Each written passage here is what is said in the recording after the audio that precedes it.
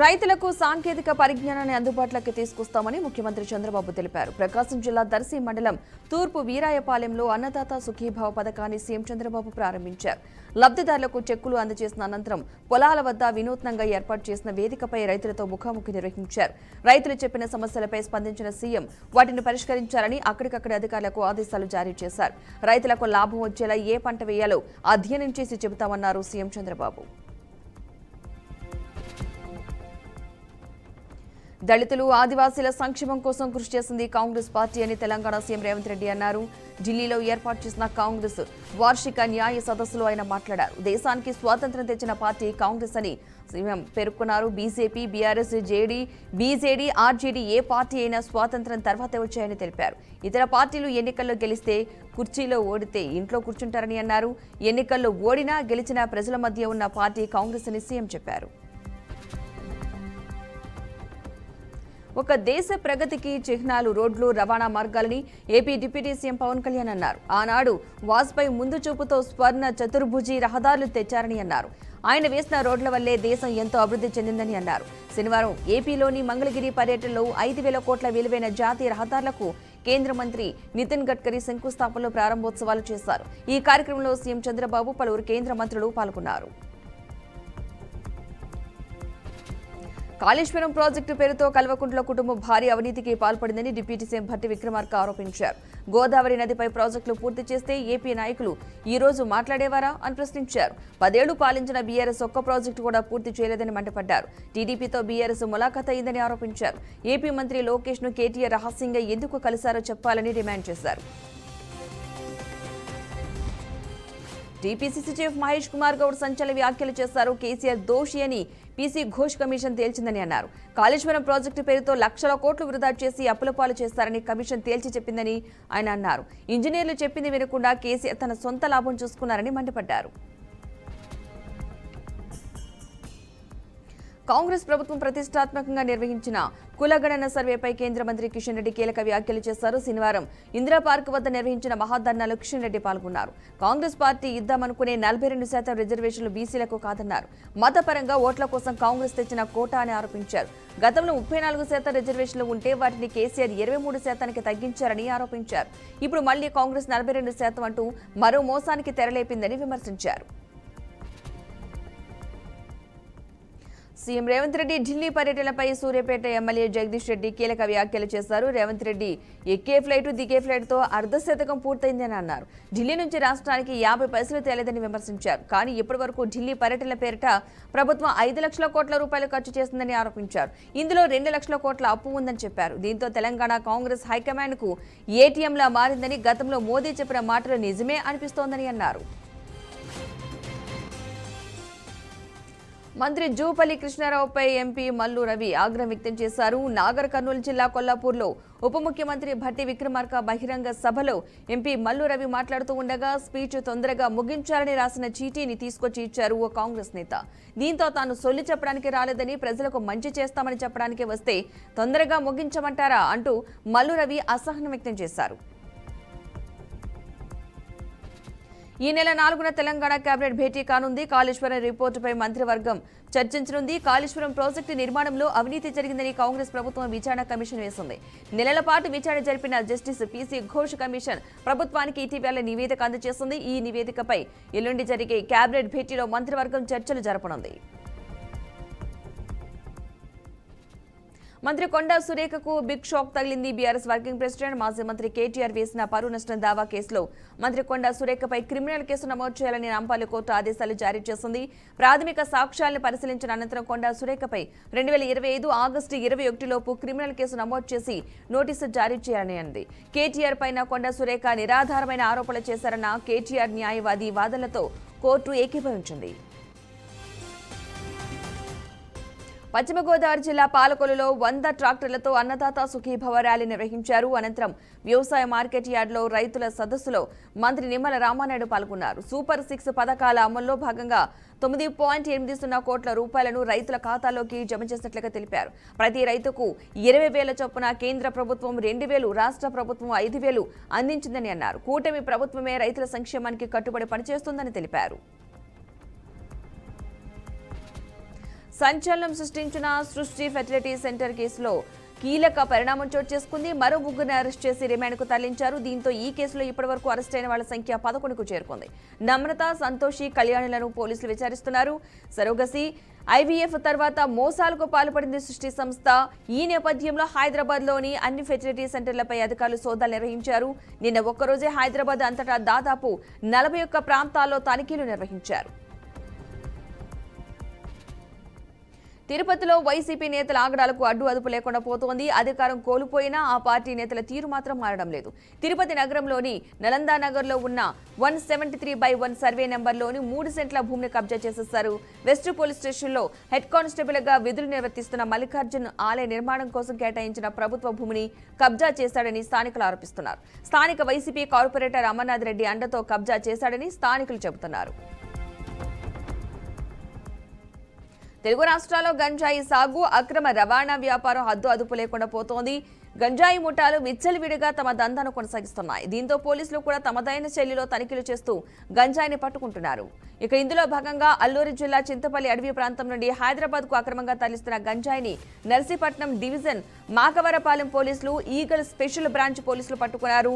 రాజపల్లి వద్ద 3 వాహనాల్లో తరలిస్తున్న 370 కేజీల గంజాయిని సీజ్ చేసినట్లుగా చెప్పారు. ఇంట్లో పని మనిషిపై పలుమార్లు అత్యాచారానికి పాల్పడే కేసులో హసనా మాజీ ఎంపీ ప్రజ్వల్ రేవణకు జీవిత ఖైదు పడింది. బెంగళూరులోని ప్రజాప్రతినిధుల ప్రత్యేక న్యాయస్థానం ఈ శిక్ష ఖరారు చేస్తుంది. ఇటీవల విచారణను పూర్తి చేసిన న్యాయమూర్తి సంతోష్ గజానన హెగ్డే రేవణను దోషిగా తేల్చగా తాజాగా శిక్షను ప్రకటించారు. ఇక అంతకుముందు ఇదే కేసులో తనకు తక్కువ శిక్ష వేయాలంటూ న్యాయమూర్తిని మాజీ ఎంపీ వేడుకున్నాడు. ఇక ఆ సమయంలో అతడు బిగ్గరగా ఏడ్చాడు. ఆగస్టు 1న తీర్పు ప్రకటించిన తర్వాత కూడా ప్రజ్వల్ కన్నీరు మున్నీరుగా విలపించాడు. గుంటూరు జిల్లాలో విషాద ఘటన అయితే చోటు చేసుకుంది. నగరంలోని ఏటీ అగ్రహారం బోరింగ్ సెంటర్ వద్ద ఉన్న విజేత స్కూల్ సమీపంలో ఉన్న బావిలో ఓ వృద్ధుడి మృతదేహం గుర్తించబడింది. సమాచారం అందుకున్న పోలీసులు సంఘటనా స్థలానికి చేరుకుని పరిశీలించారు. మృతుడిని రాజా సాహెబ్ గా గుర్తించారు. మరింత సమాచారం కోసం కేసు నమోదు చేసి దర్యాప్తు చేపట్టారు పోలీసులు. రేవంత్ సర్కార్పై పారిగి నియోజకవర్గ మాజీ ఎమ్మెల్యే కొప్పుల మహేష్ రెడ్డి తీవ్రంగా విమర్శించారు. లోకల్బాడీ ఎన్నికల్లో లబ్ధి పొందే ఉద్దేశంతో పాదయాత్ర చేపట్టినట్లుగా ఆయన పేర్కొన్నారు. 420 హామీలు ఇచ్చారు, కానీ ఒక్కటి నెరవేర్చలేదని మండిపడ్డారు. ఉచిత బస్సు, ఉచిత కరెంటు తప్ప ఇంకేమీ అమల్లో లేదని విమర్శిస్తూ ప్రజలు ఇప్పుడు ఆలోచనలో పడ్డారని చెప్పారు.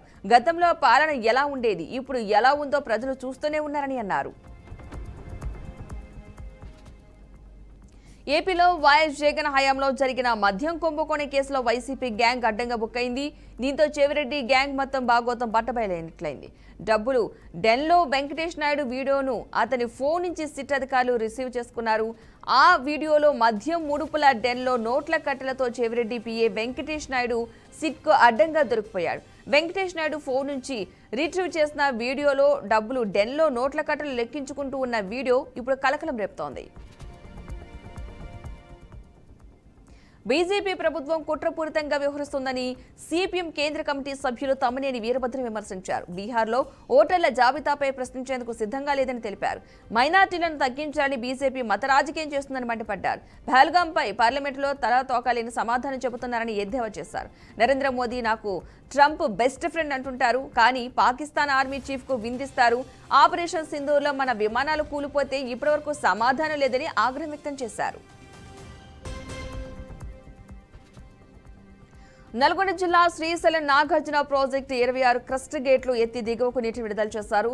గత 5 రోజులుగా భారీగా వరద కొనసాగుతోంది. డ్యాం నీటిమట్ట సామర్థ్యం 590 అడుగులు కాగా ప్రస్తుత నీటిమట్టం 585.10 అడుగులు పూర్తి స్థాయికి చేరింది. దీంతో డ్యాం 26 గేట్లను ఎత్తి నీటిని దిగువకు విడుదల చేశారు. పర్యాటకులు ఆకట్టుకునే విధంగా డ్యాం అందాలు కనబడుతున్నాయి.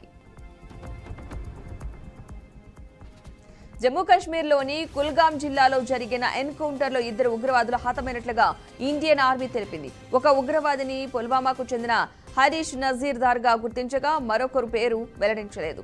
జిల్లాలోని అఖల్ అటవీ ప్రాంతంలో ఉగ్రవాద కార్యకలాపాలు జరుగుతున్నట్లు ఇంటెలిజెన్స్ సమాచారం మేరకు భద్రతా బలగాలు సెర్చ్ ఆపరేషన్ ప్రారంభించాయి.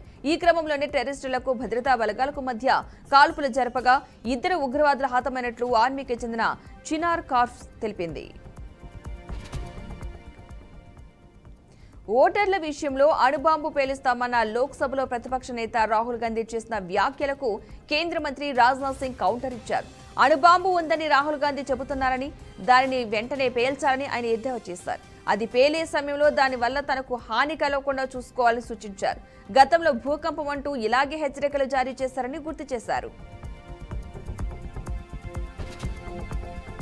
పహల్గాంలో 26 మంది అమాయకులను ఉగ్రవాదులు పొట్టన పెట్టుకున్నారని ప్రధాని మోదీ అన్నారు. వారణాసి కాశీ క్షేత్రంలో పలు అభివృద్ధి కార్యక్రమాలకు మోదీ శ్రీకారం చుట్టారు. అనంతరం ప్రధానమంత్రి కిసాన్ సమ్మాన్ నిధిని విడుదల చేయడం జరిగింది.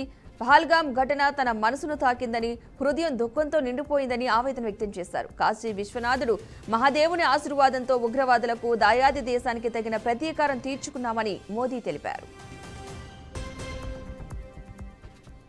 హిమాచల్ ప్రదేశ్లో ప్రకృతి ప్రకోపించింది. కులు జిల్లాను భారీ వర్షాలు ముంచెత్తడంతో శుక్రవారం తీవ్ర విషాదం చోటు చేసుకుంది. అకస్మాత్తుగా సంభవించిన క్లౌడ్ బరస్ట్ కారణంగా మలానా నది ఉగ్రరూపం దాల్చింది. ఈ వరద దాటికి మలానా 1 హైడ్రో పవర్ ప్రాజెక్టుకు చెందిన కాపర్ డ్యాం పూర్తిగా కుప్పకూలిపోయింది. ఇందుకు సంబంధించిన వీడియోలు నెట్టింట వైరల్ అవుతున్నాయి. రష్యాలోని కంచాత్కా ద్వీపంలో భూకంపాల ప్రకంపనలు కొనసాగుతున్నాయి. కొన్ని రోజుల క్రితం 8.7 తీవ్రతతో సంభవించిన భారీ భూకంపం సునామీ భయాలను రేకెత్తించిన విషయం మరొక ముందే అదే ప్రాంతంలో మరోసారి భూమి కంపించింది. ఈ వరుస ఘటనలతో స్థానిక ప్రజలు తీవ్ర ఆందోళనకు గురవుతున్నారు. దీని తీవ్రత రిక్టర్ స్కేలుపై 5.4గా నమోదైనట్లు జర్మనీకి చెందిన GFZ geo sciences research centre వెల్లడించింది. ఇది భూమికి 10 కిలోమీటర్ల లోతున సంభవించినట్లుగా పేర్కొంది. ఆండర్సన్ టెండూల్కర్ ట్రోఫీలో భాగంగా ఓవల్ స్టేడియం వేదికగా ఇంగ్లాండ్ భారత్ మధ్య చివరి టెస్ట్ మ్యాచ్ జరుగుతోంది. రెండో ఇన్నింగ్స్లో భారత జట్టు 396 పరుగులకు ఆలౌట్ అయింది. జైస్వాల్ సెంచరీ, ఆకాష్ 66, సుందర్ 53, జడేజా 53 పరుగులతో రాణించారు. ఇంగ్లాండ్ బౌలర్లు నేడు 5 వికెట్లు తీసి సత్తా చాటారు. కాగా ఇంగ్లాండ్ 374 పరుగుల లక్ష్యంతో బరిలోకి దిగనుంది. 5 టెస్ట్ సిరీస్ల టోర్నీలో ఇంగ్లాండ్ 2 విజయాలతో ముందుండగా భారత్కు ఇది తప్పక గెలవాల్సిన మ్యాచ్. కొద్ది రోజుల క్రితం తాము విడిపోతున్నట్లు ప్రకటించిన badminton star player Saina Nehwal Parupalli Kashyap తిరిగి ఒకటవుతున్నట్లుగా ప్రకటించారు. తాము బాగా ఆలోచించుకుని 7 ఏళ్ల తమ బంధానికి 2 దశాబ్దాల స్నేహానికి స్వస్తి పలుకుతున్నట్లు 15 రోజుల క్రితం ప్రకటించారు. అయితే ప్రస్తుతం ఏం జరిగిందో ఏమో కానీ మేమిద్దరం తమ నిర్ణయాన్ని మార్చుకుని ఒకటయ్యేందుకు ప్రయత్నిస్తున్నట్లు సైనా తన ఇన్స్టాగ్రామ్ వేదికగా కశ్యప్తో ఉన్న ఫోటోను షేర్ చేశారు. కొన్నిసార్లు దూరమే మన సన్నిహితుల విలువను తెలియజేస్తుందని అన్నారు. అందుకోసం తామిద్దరం ఒకటవుతున్నామని పేర్కొన్నారు. సూపర్ స్టార్ రజనీకాంత్ నటించిన కూలీ మూవీ నుంచి శనివారం ట్రైలర్ ను రిలీజ్ చేశారు. ఈ నేపథ్యంలో తమిళనాడులోని చెన్నై వేదికగా ట్రైలర్ లాంచ్ ఈవెంట్ అయితే నిర్వహించారు. ఈ ఈవెంట్ లో ఆసక్తికర పరిణామం చోటు చేసుకుంది. బాలీవుడ్ స్టార్ హీరో అమీర్ ఖాన్ అందరినీ ఆకట్టుకున్నారు. ఫంక్షన్ కు ఎంటర్ అవ్వగానే వచ్చి రజనీకాంత్ కాళ్లు పట్టుకున్నారు. దీనికి సంబంధించిన వీడియోలు ప్రస్తుతం సోషల్ మీడియాలో వైరల్ గా మారాయి. Global star Ram Charan, Bollywood beauty Janhvi Kapoor జంటగా వస్తున్న మూవీ పెద్ది. బుచ్చిబాబు సనా దర్శకత్వం వహిస్తున్న ఈ most awaited periodic action drama నుంచి ఇప్పటికే గ్లింప్స్ రాగా మెగా ఫ్యాన్స్ లో కొత్త ఉత్సాహాన్ని నింపింది. ఉత్తరాంధ్ర నేపథ్యంలో తెరకెక్కుతున్న ఈ మూవీ కోసం డైరెక్టర్ సనా అభిమానులకు సాలిడ్ ట్రీట్ ఇచ్చేందుకు సిద్ధమయ్యాడట. శ్రీకాకుళం జానపద గేయం మా ఊరి ప్రెసిడెంట్ అనే సాంగ్ ని మేకర్స్ రీమేక్స్ చేస్తున్నట్లుగా తెలుస్తోంది. ఈ ఫోక్ సాంగ్ లో శ్రీలీల స్టెప్పులు వేరున్నట్లుగా టాక్. బంగాళాఖాతంలో ఏర్పడిన ఉపరితల ఆవర్తన ప్రభావం వల్ల తెలంగాణ రాష్ట్ర వ్యాప్తంగా అతి భారీ నుంచి అత్యంత భారీ వర్షాలు కురిసే అవకాశం ఉందని హైదరాబాద్ వాతావరణ కేంద్రం తెలిపింది. రుతుపవనాలు చురుగ్గా కదులుతున్న నేపథ్యంలో రాష్ట్రంలో వచ్చే రానున్న 2 రోజుల పాటు మోస్తారు నుంచి అత్యంత భారీ వర్షాలు కురిసే అవకాశం ఉందని వాతావరణ కేంద్రం ప్రకటించింది. దక్షిణ పశ్చిమ తెలంగాణ జిల్లాలో భారీ వర్షాలు కురిసే అవకాశం ఉందని, గంటకు 30 నుంచి 40 కిలోమీటర్ల వేగంతో ఈదురుగాలు వీస్తాయని తెలిపింది.